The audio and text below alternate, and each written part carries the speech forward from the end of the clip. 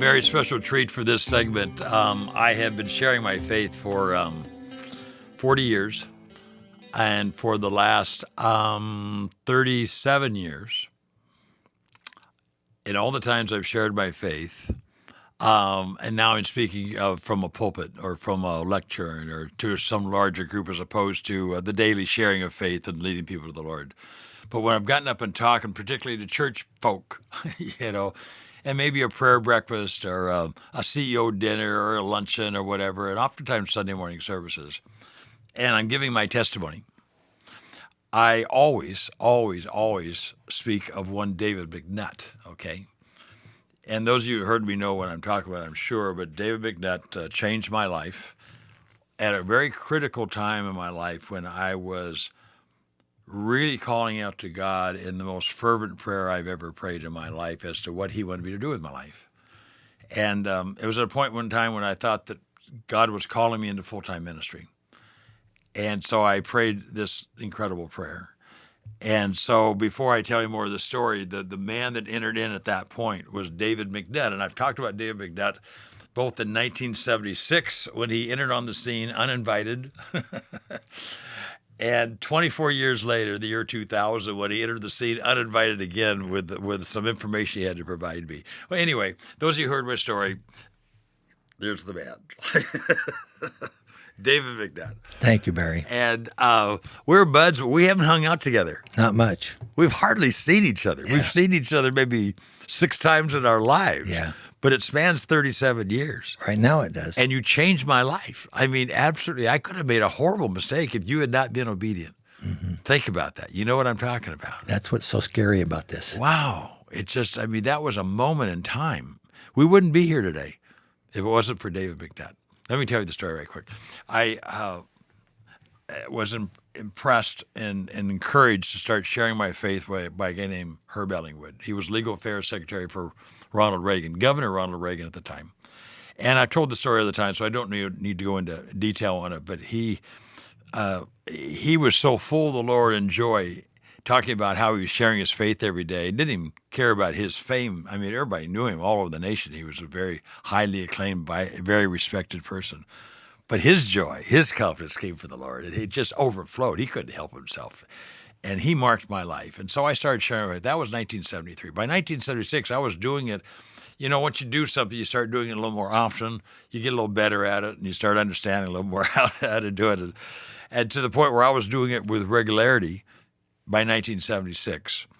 And finally to the point where I was beginning to think that God wanted me to go into full-time ministry, quote-unquote full-time ministry. So one afternoon, I closed the door to my office, and I prayed the most fervent prayer I ever prayed in my life, honestly. And I called out to God. I said, God, I want to know. I have to know. I'm a double-minded man right now, and I'm stable. I mean, I don't know if I should go this way or that. I can't even concentrate on my work. So what do you want me to do with my life? If you want me to go into full-time ministry, I'll go into full-time ministry. I really will, God, but we have a small little business here, a little family business. We were like 12 employees at the time in 1976. And if I left the business, I knew the business would most likely fail. I'm third generation leader of this business, and it would fail if I left it. And I looked, I said, I have 2 little daughters, and how am I going to feed it if I go into full-time ministry? But I said, God, if that's what you want me to do, I will do it. But for such a huge decision in my life, you're almost going to have to speak to me in an audible voice. And if you do that, if you confirm, if I really know you want me to go into full-time ministry, I'll do it. I will do it. I promise you, God, I'll do it. And I ended that prayer.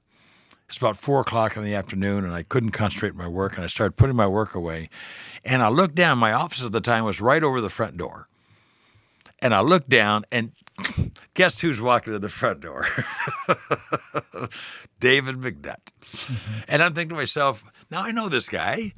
You know, I've seen him at church. You were on the platform. Savelle Phillips had you on the platform retired too, the pastor at the time. And so I knew your story. I knew you grew up in the mission field. You're a missionary kid. Mm-hmm. I knew all that. Yeah. But I'm wondering, who's he coming to? He's not coming to see me. He doesn't even know me. We have no relationship. I'm thinking you're coming to see somebody else. And so the gal comes in. She says, there's a David McNutt here to see you. So I said, well, good, send him in. And you walked in this door with this big smile on your face. You shook my hand. And you said to me, How's it going, how's Barry? it going? Very simple Yes, question. yeah. How's it going? So I made this snap decision that, hey, he's a missionary kid, grew up in the mission field. He's probably not into cool cars and shiny paint finishes. That's probably not your highest priority. So I started sharing with you my experiences of leading people to the Lord and sharing with reps and praying with people. And I shared a number of stories with you. And in so doing, you said to me a very important statement. What a wonderful ministry God has given you. You said that. You said God's given you a wonderful ministry. I remember it rings in my ear. I've told this story hundreds of times since then.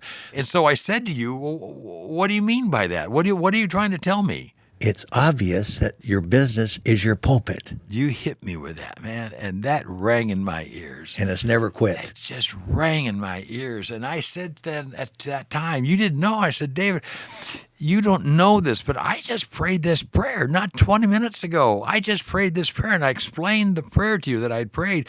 And then you told me what Paul Harvey would say is the rest of the story. The rest of the story was that I was on Red Hill going north when the Lord spoke to me clear as a bell, go and speak to Barry. Well, I argued with the Lord because I said I don't know him. 2 times he said it again. And then I said, Lord, I don't know him. And then the final time he said, are you going to go and speak to Barry? I knew then that I must turn around and go back. And that's what I did. I came right into your office, and that's when I met you. You told me that time how you wrestled with God all the way to the parking lot. All the way to the parking lot. In your car. In fear and trembling. Walking to the lobby. Yeah. You said you were just, that is obedience. You know, there's a lesson here bigger than you and I. It's about being obedient to the call of God. How many times are we prompted to do something And we don't do it. and we shrug it off? Yeah. And in our case, you did it. And here's a miracle. 37 years later, we're sitting here, and I tremble by it still. That God spoke to you at that time and gave me that message right on target, right at that moment. Right. That was amazing. That was amazing. And I've never been the same since. Thank Wow. you. Thank you so much, Wow, Barry. wow. We're going to come back because you have so many wonderful stories. I mean, you're sharing your faith every day. Yes. And we're going to talk about some of those right in our next segments. Okay, thanks.